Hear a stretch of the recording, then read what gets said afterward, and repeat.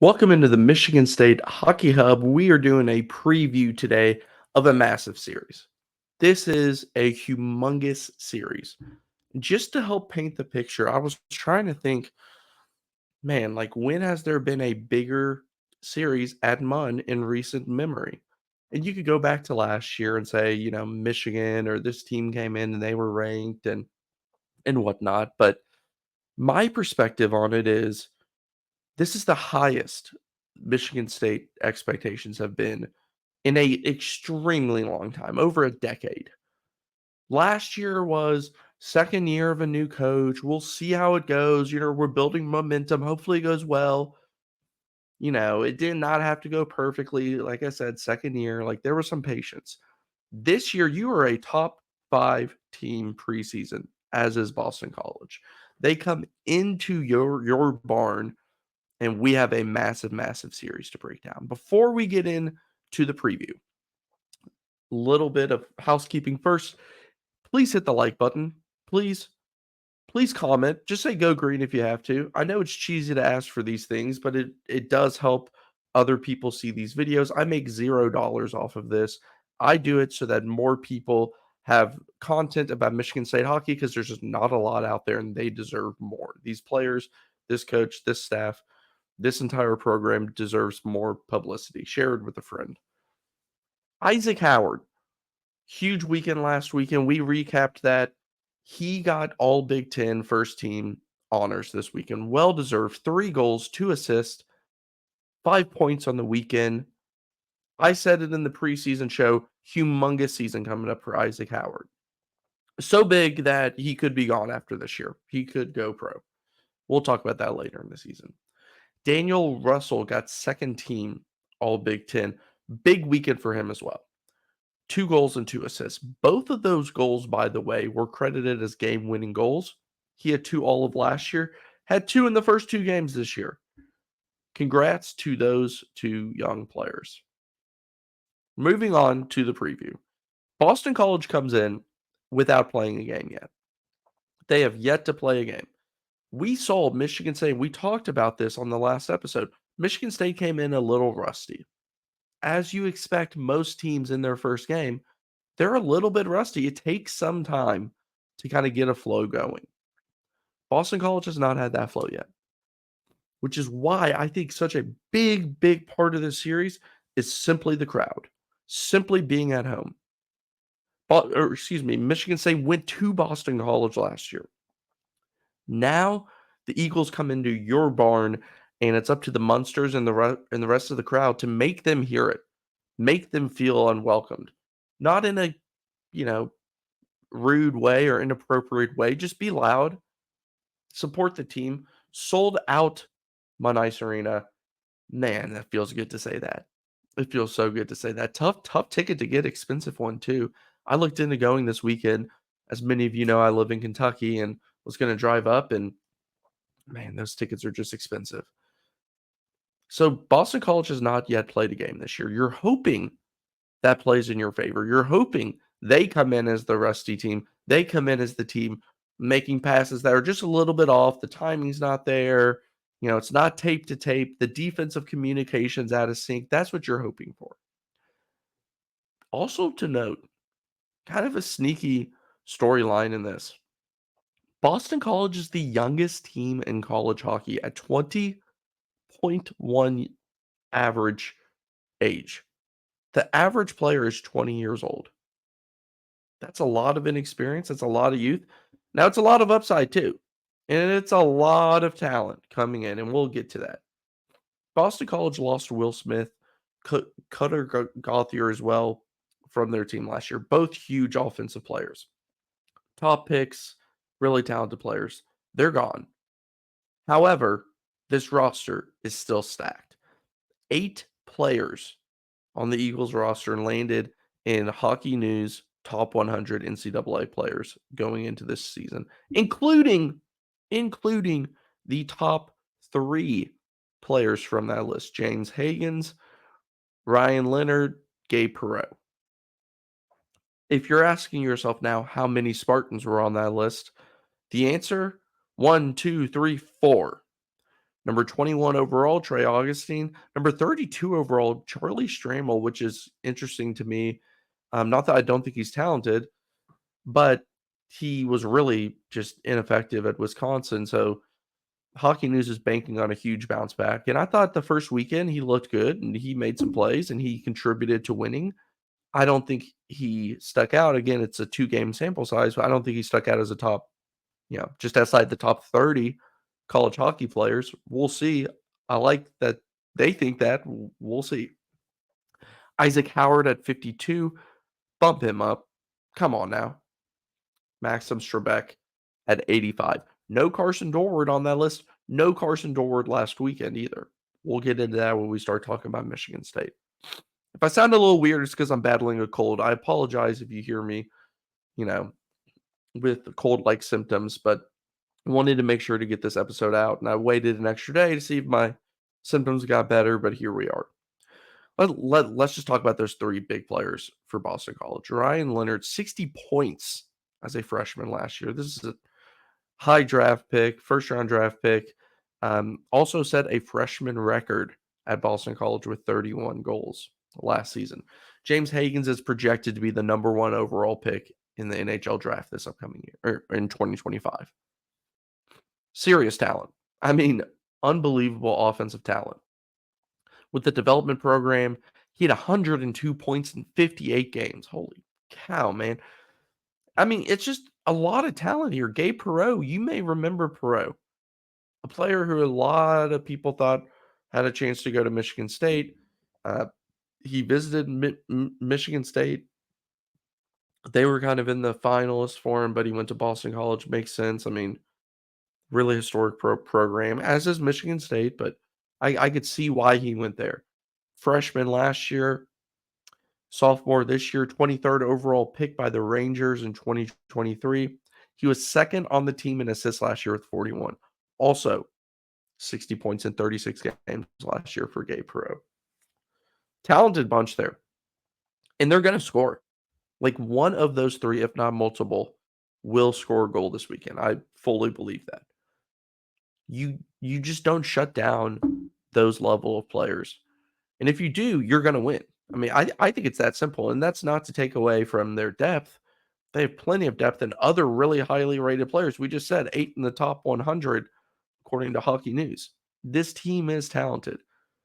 Shutting down their best players, yeah, I like your chances because Michigan State's talented as well.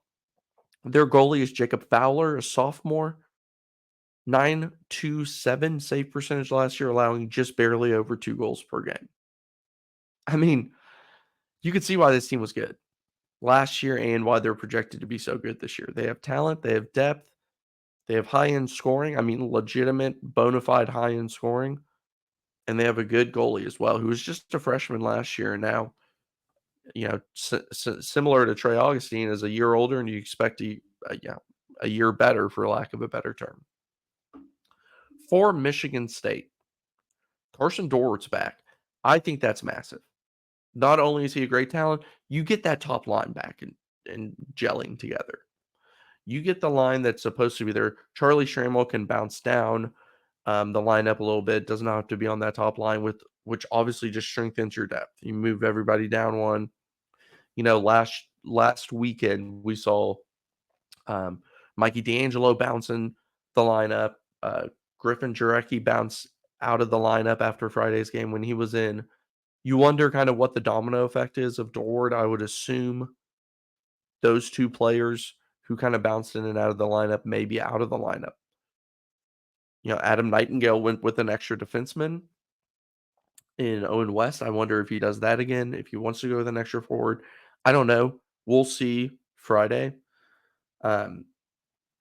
But having Carson Dorward back is really massive. I love the chemistry he has, especially with Russell. And now with Howard as well, you add a legitimate scoring threat.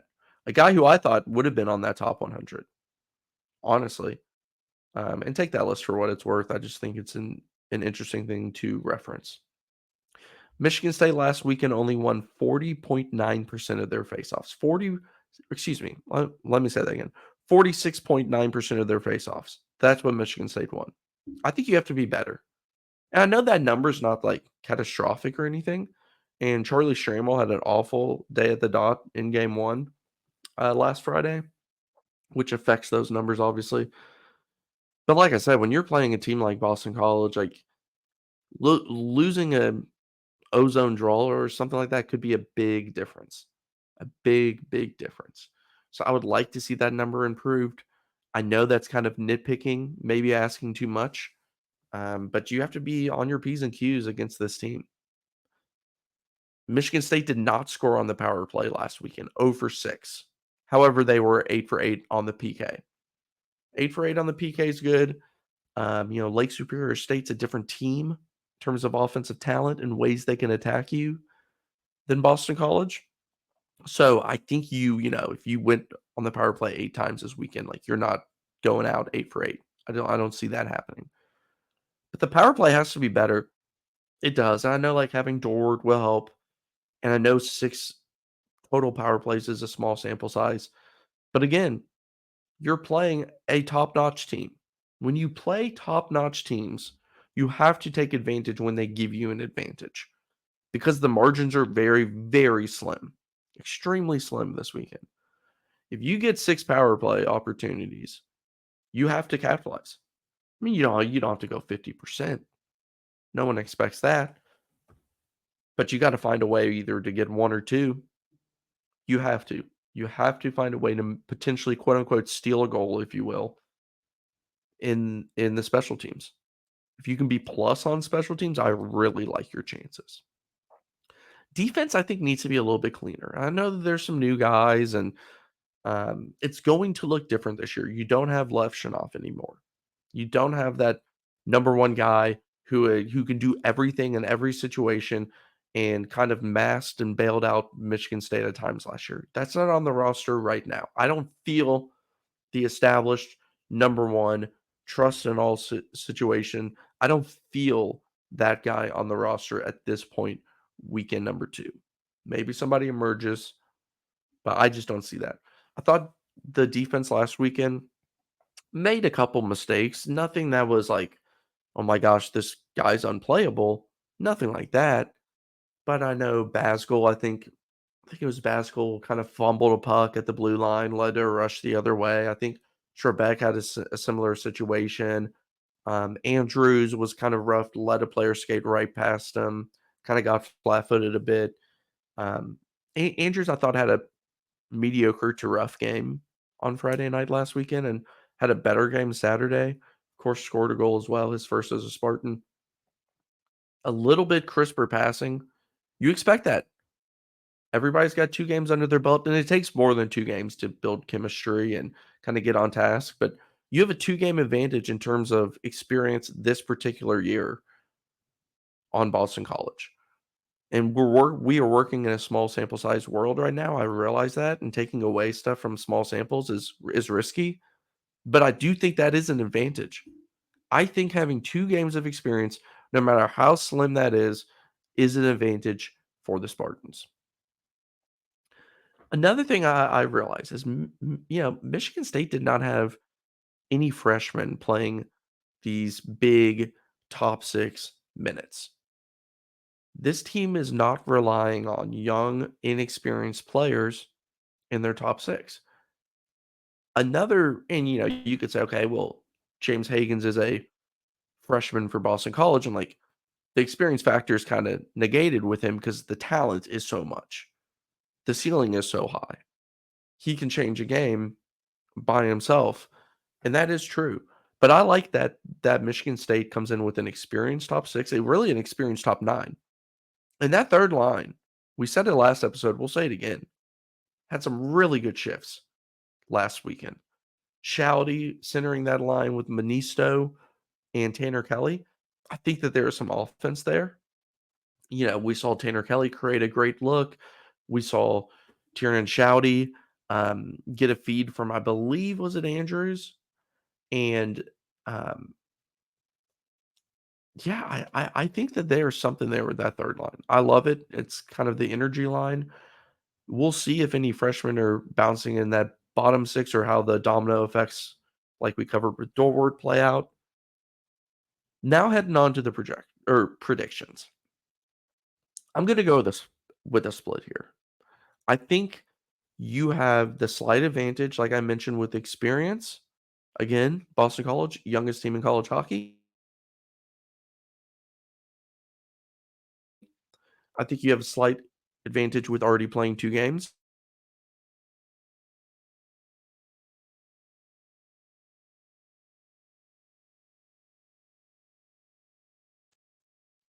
Sorry if that cut out there for a second. Obviously, I think that Michigan State can go toe to toe with this team, and Boston College probably has the edge on high end talent, and that's why I'm giving them the benefit of the doubt and giving them a split.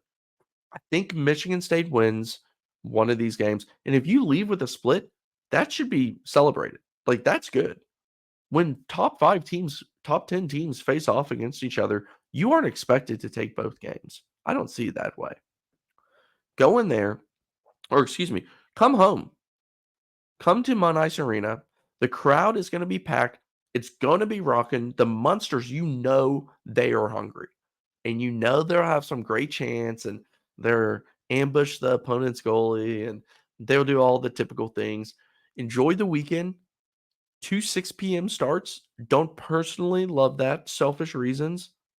Prefer the 7 p.m. starts, but that's fine. 2 6 p.m. starts. Let's see if we can get a split. If you do, you move to 3-1 with what I would call a favorable schedule for the first half. You could be looking at a really solid first half if you take care of business here. That's it. We will see you next week. We'll do a recap preview, same situation as this. And thanks for joining me. Again, like, subscribe, share, comment, whatever you can do to help. Find us on Spotify. You can subscribe there as well if you'd rather listen. And everyone have a great weekend and go green.